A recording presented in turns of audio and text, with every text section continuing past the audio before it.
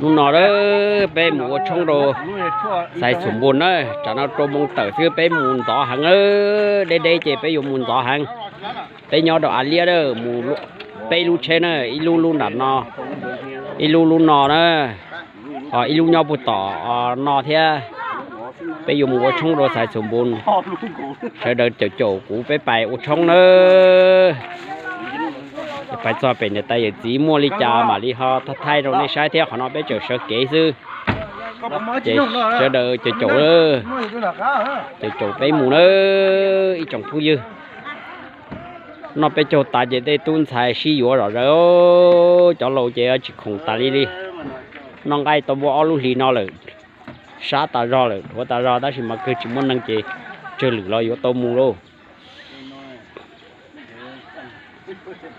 thì cho nó biết sự kỹ ở trôm mong tờ rồi nữa